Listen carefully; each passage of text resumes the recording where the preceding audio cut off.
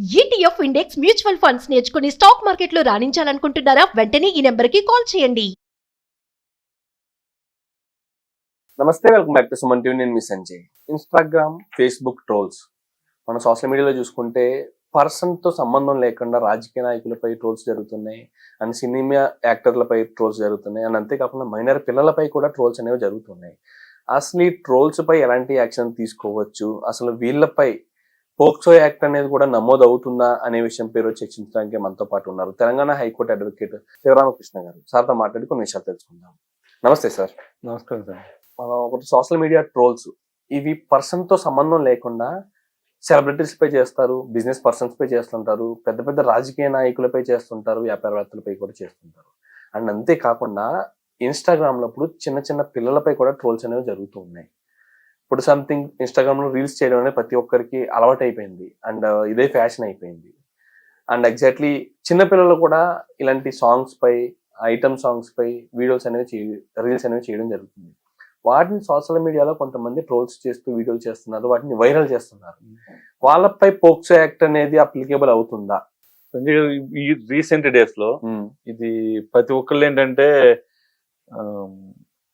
పిల్లల్ని కాదు, పెద్దల్ని కాదు, అందరినీ ఏంటంటే ప్రోనోగ్రఫీ టైప్ లో మాఫింగ్ చేసేసి వీడియో మాఫింగ్ కానీ లేదా ఫోటో మాఫింగ్ చేసేసి ఎవరు కావాల్సిన విధంగా వాళ్ళు చేసేస్తున్నారు. సో యాక్చువల్ మనకేంటంటే ప్రీవియస్ సినారియోలో ఒక ఐటీ యాక్ట్ ఉండేది. ఐటీ యాక్ట్ 2000 ప్రకారం 67, 66B, 66 సెషన్స్ పెట్టేసి వాళ్ళ మీద ఏంటంటే కేసు ఫైల్ చేసేవాళ్ళు. ఒక criminal case civil cases file చేసి క్లోజ్ చేసేవాళ్ళు. సో ఎంత పనిష్మెంట్ వేసి పంపించేసేవాళ్ళు.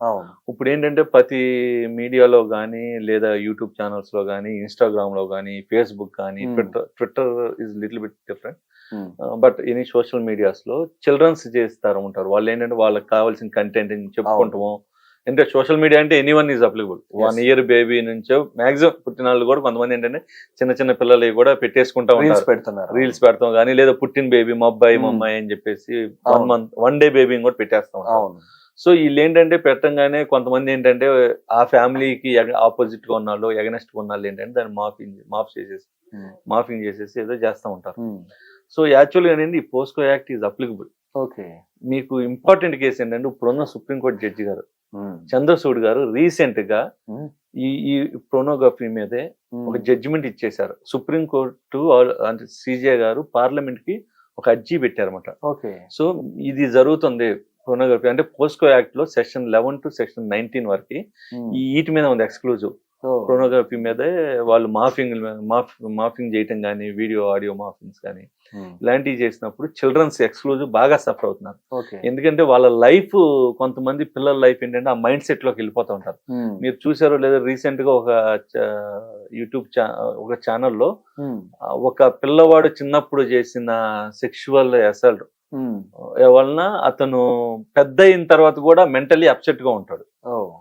One of the YouTube series దాంట్లో. సో అలాంటి చాలా జరుగుతుంది అనమాట. సో ఒకప్పుడు జరగలేదు, ఇప్పుడే జరుగుతుంది అంటే ఎస్, ఒకప్పుడు జరిగినాయి కానీ అదేంటంటే ఆ రోజు సోషల్ మీడియా లేదు. ఓన్లీ ఏంటంటే ఆ ఏరియాను, ఆ పర్టికులర్ ఏరియాలో ఉండేది సాల్వ్ చేసేవాళ్ళు. ఇప్పుడు సోషల్ మీడియా వచ్చిన తర్వాత ఏంటంటే గ్లోబల్ లెవెల్ ఇష్యూ అయిపోయింది. సో ఇది ఏంటంటే రీసెంట్ గా చంద్రచూడ్ గారు ఏమన్నారంటే దీన్ని చైల్డ్ ప్రోనోగ్రఫీ అనే వర్డ్ వాడొద్దు, child sexual exploitation and abuse material. So ఈ వర్డ్ వాడుతూ మీరు ఆ పర్సన్ గనక హెరాస్మెంట్ చేస్తేనేమో 3 years ఉంటుంది, మినిమం 3 years, మాక్సిమం 7 years వరకు పనిష్మెంట్ ఉంటుంది. అదే అసల్ట్ చేశారనుకోండి, అసల్ట్ చేస్తే కనుక మినిమం 10 years to 20 years ఉంటుంది. సో ఇది చాలా కాంపౌండబుల్ అఫెన్సెస్. సో చాలా జాగ్రత్తగా ఉండాలి. మనం కనుక ఒక చిన్న పిల్లాడు ఏదో సినిమాలో సాంగ్ పెట్టాడు కదా అని ఆ పిల్లాడు నచ్చలేదని చెప్పేసి మనం జస్ట్ ట్రోలింగ్ చేసామనుకోండి, కామెంట్స్ కానీ ట్రోలింగ్ చేసామనుకోండి, అంటే కొంతమంది పట్టించుకోవట్లేదు, ఎందుకులే వదిలేద్దాంలే, ఇవన్నీ మనకెందుకు, పోలీస్ స్టేషన్లకి లాయర్లు చుట్టూ తిరగటం ఎందుకని చెప్పేసి. బట్ ఎవరన్నా ఒకళ్ళు గనక గట్టిగా కంప్లైంట్ చేస్తే గనక it is related to the sexual harassment. Okay. ఎందుకంటే ఆ పిల్లాడు మెంటల్లీ అప్సెట్ అయ్యాడు, మెంటల్ గా అప్సెట్ అయ్యి సమ్ Yes, సూసైడ్ చేసుకోవచ్చు, లేదా ఇంకోటి ఏదో దాని చేసుకోవచ్చు, ప్రభావం తన దాని ఫ్యూచర్ పై కూడా ఫ్యూచర్ మీద పడుతుంది. కెరీర్ పై కూడా. సో అది కంపల్సరీ ఈ పోక్సో యాక్ట్ అప్లికబుల్ అవుతుందండి. ఓకే. సో దానికి ఏంటంటే దీనికి ఎంక్వైరీ చేస్తారు. కన్ఫర్మ్ గా మీరు చేసే ప్రతిదీ ఇంపార్టెంట్. చైల్డ్ మీద గనక ఎటువంటి అబ్యూజ్డ్ లాంగ్వేజ్ వాడినా, అది ఇదర్ సోషల్ మీడియా అవనండి, ప్రైవేట్, నాకు వాక్ స్వాతంత్రం ఉంది, నాకు ఫండమెంటల్ రైట్ ప్రకారం నాకు వాక్ స్వాతంత్రం ఇచ్చారు కదా అని, వాక్ స్వాతంత్రం ఉండొచ్చు మీకు, కానీ అదేంటంటే యూ హ్యావ్ లిమిటేషన్. అవును. సో అలా అని చెప్పేసి చిన్నపిల్లల మీద Abusive మీరు language అబ్యూజివ్ లాంగ్వేజ్ వాడకూడదు. సో అతను ఓకే వాళ్ళు ఎందుకు పెట్టారు వీడియో అనేది మనకు కాంట్రవర్సీల కింద, వాడు వీడియో పెట్టాడు కాబట్టి నేను కామెంట్ ఇచ్చాను అంటాడు. వాళ్ళ వీడియో అది వాళ్ళ ప్రైవసీ, వాళ్ళు పెట్టుకున్నారు, వీడియో అప్లోడ్ చేసుకున్నారు, వాళ్ళు సాంగ్ బాగా పాడారు, లేదా వాళ్ళు టాలెంట్ చూపించుకున్నారని పెట్టారు. దాన్ని మీరు యాక్సెప్ట్ అయితే చేయాలి, లేదంటే లేదు మార్చుకోమని. అంటే అబ్యూజ్డ్ లాంగ్వేజ్ వాడకుండా ఇలా చేస్తే బాగుండిద్ది, పాజిటివ్ వేలో చెప్తా సజెషన్ లాగిస్తే అది బాగుండిద్ది. కానీ మీరు అతని మీద ఉన్న, వాళ్ళ ఫ్యామిలీ మీద ఉన్న కోపం మీద వాళ్ళు పెట్టేస్తా ఉంటారు. సో ఇది చాలా రెగ్యులర్ గా జరిగేది. మన వాళ్ళు ఏంటంటే ఏమీ కాదులే అన్న ఉద్దేశం వెళ్ళిపోతారు. బట్ ఎక్కడో బ్రేక్ పడిన రోజు ఆల్రెడీ చంద్రచూడ్ గారు ఇచ్చిన సజెషన్ కాబట్టి సుప్రీంకోర్టుకి, సో ఇలాంటివి చాలా జాగ్రత్తగా, అంటే ఆయన ఏమో ఉన్నాయి ఎవరు ఇలాంటివి జరుగుతున్నాయి కాబట్టి ఆయన నోటీస్కి వెళ్ళినాయి కాబట్టి ఈ సెక్షన్స్ కింద అప్లికబుల్ అవుతాయి. సో అంటే ఇప్పుడు చిన్న పిల్లలపై ట్రోల్స్ చేసినా వాళ్ళు పోక్సో యాక్ట్ కి అప్లికబుల్ అవుతారు. వాళ్ళు శిక్ష పడతాం కంపల్సరీ పడింది. కాకపోతే ఏంటంటే మన పేరెంట్స్, చైల్డ్ పేరెంట్స్ ఏంటంటే చిన్న ఆడికి కూడా ఏం వెళ్తాం, ఏం జరుగుతాం అని అనుకుంటారు. బట్ మెంటల్లీ అప్సెట్ అయిన రోజు చైల్డ్ కన్ఫర్మ్ గా మీరు పేరెంట్స్ కానీ చాలా జాగ్రత్తగా చైల్డ్ ని మానిటర్ చేస్తూ ఉండాలి. ఎందుకంటే అబ్యూజ్ అయిన చైల్డ్స్ చాలా జాగ్రత్తగా ఉండాలి.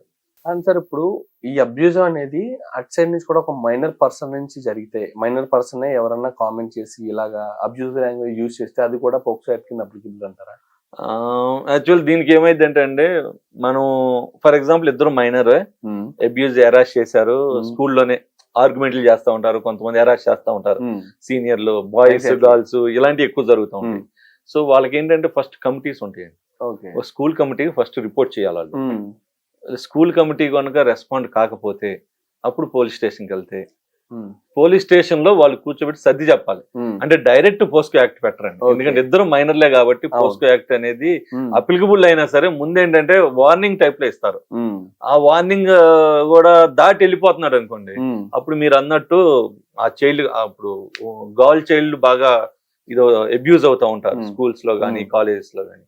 సో అప్పుడు వాళ్ళ మీద అయితే పోస్కో యాక్ట్ ఈజ్ అప్లికబుల్. అదే కోర్టుకి వెళ్ళిన తర్వాత అది వేరే విషయం. అంటే ఇప్పుడు మీరు అన్నట్టు స్కూల్స్ కాలేజెస్ లో కానీ కమిటీస్ అనేవి ఉంటాయి అన్నారు, కానీ ఇక్కడ ఇన్స్టాగ్రామ్ లో అలాంటి కమిటీస్ కానీ ఇలాంటివి ఏమి ఉండవు. ఇప్పుడు అంతా ఫ్రీ ఆఫ్ కాస్ట్, ఎవరన్నా ఏదైనా మాట్లాడచ్చు అన్నట్టు అయిపోతుంది. ఇలాంటి టైంలో సంథింగ్ ఎలా అంటే మీకు యాక్చువల్ గా ఏమవుతుందంటే అండి, వాళ్ళు ఉన్న సోషల్ మీడియాలో ఫర్ ఎగ్జాంపుల్ ఏపీలో ఒక పాప ఏదో సినిమా సాంగ్ పెట్టింది, అతను ఎక్కడో న్యూఢిల్లీలోనో ఉత్తరప్రదేశ్ లో అతను దానికి కామెంట్ పెడతాడు, అవును సో అండ్ హెరాస్ అని. ఈ పోలీసులు కేసు వెళ్ళి అంత దూరం వెళ్ళి సాల్వ్ చేయడం అనేది అవన్ పని. సో కన్ఫామ్ గా కేసు కావాలి అని అబ్యూజ్డ్ అయిన చైల్డ్ గనక ఉంటే గనక కన్ఫామ్ గా వెళ్లాల్సిందే. వాళ్ళు ఎంత దూరం వెళ్ళినా సరే సైబర్ క్రైమ్ కింద తీసుకుని పోస్కోతో పాటు సైబర్ క్రైమ్ కూడా యాడ్ చేసేసి సెక్షన్ 67B గానీ ఐటీ యాక్ట్ ప్రకారం పెట్టేసి, ఇప్పుడు ఎలా అయితే మనకి ఫైనాన్షియల్ ఇష్యూస్ జరుగుతున్నాయి, సైబర్ క్రైమ్ ఇష్యూస్, దీన్ని కూడా దాంట్లో తీసుకుని చేయాల్సిందే. అంటే అవతల వ్యక్తి ఎంత దూరం ఉన్నా పట్టుకుంటారు, ఎంత దూరం వెళ్ళినా సరే. అంటే ఇప్పుడు అన్ఐడెంటిఫైడ్ అకౌంట్స్ అనేవి చాలా ఉంటుంటాయి, అందులో ఫేక్ అకౌంట్స్ ఉంటాయి, ఎక్కడో ఎవరో ఉంటారు, వాళ్ళ ఐపీ అడ్రస్ తెలియదు, వాళ్ళ నెంబర్ తో కూడా ఫేక్ నెంబర్స్ తోటి లాగిన్ అవుతుంటారు, అలాంటి వాళ్ళు కూడా పట్టుకోవచ్చు అంటారా? జరిగిద్దండి. కాకపోతే ఏంటంటే పోలీసులు ఇన్వెస్టిగేషన్ చాలా చేయాలి.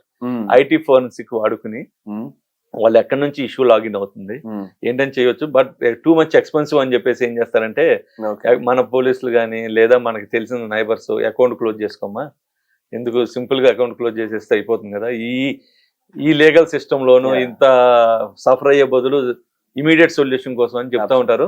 బట్ మన వాళ్ళు కనుక గట్టిగా పట్టుబడితే కంపల్సరీ పోస్కో యాక్ట్ లో ఫైల్ అయిందంటే కనుక అతను మైనర్ అయినా సరే మేజర్ అయినా సరే, ఎంత అంటే ఆపోజిట్ క్యాండిడేట్ మైనర్ ఆ మేజర్ అనేది వీళ్ళకి తెలియదు. తెలియనప్పుడు ఏం చేస్తారంటే ఇమీడియట్ గా పోస్కో యాక్ట్ లో ఫైల్ చేసేస్తారు. సో కాకపోతే ఏంటంటే ఐటీ యాక్ట్ కూడా అప్లికబుల్ అవుతుంది కాబట్టి, సో దానివల్ల సఫర్ అవ్వాలి ఇక్కడ చైల్డ్. ఏమీ కాకుండా ఓన్లీ జస్ట్ హెరాస్ అయ్యానని చెప్పేసి. ఇప్పుడు ఏంటంటే కొంతమంది ఉమెన్ చైల్డ్ కూడా పెట్టేస్తా ఉంటాడు, అతని మీద ఉన్న కోపం తీసుకెళ్లి పోస్కో యాక్ట్ పెట్టేస్తారు. సో రాంగ్ కేసెస్ కూడా ఫైల్ అవుతా ఉంటాయి. ఇలాంటప్పుడు కొంతమంది child women parents child parents ఏం వాళ్ళ చేస్తారంటే కామెంట్ కన్నా సఫర్ అయిన దానికన్నా వీళ్ళు వీళ్ళు కేసు సఫర్ అయ్యేది ఎక్కువ ఉండిద్ది. సో అందుకని చెప్పేసి ఏంటంటే చైల్డ్ పేరెంట్ ఒకవేళ మీరు రాంగ్ ఫైల్ అయింది అనుకోండి, దానికి కూడా వీళ్ళు ఎవరైతే కంప్లైంట్ ఇచ్చారో వాళ్ళకి కూడా పనిష్మెంట్ ఉంది. సో అది 6 months నుంచి 3 years వరకు ఉంది ఆ పనిష్మెంట్ కూడా. సో పోస్కో యాక్ట్ ఉంది కదా అని చెప్పేసి చైల్డ్ పేరెంట్స్ కానీ చైల్డ్ రిలేటివ్స్ కానీ వెళ్ళి పోస్కో పెట్టేస్తానంటే యాక్సెప్ట్ చేయదు కోర్టు. అది ప్రూవ్ అవ్వలేదు అనుకోండి ఆ కేసు, పెట్టిన వాళ్ళకి కూడా they have the punishment. Absolutely sir. Thank you sir. Thank you very much sir. Thank you Sanjay.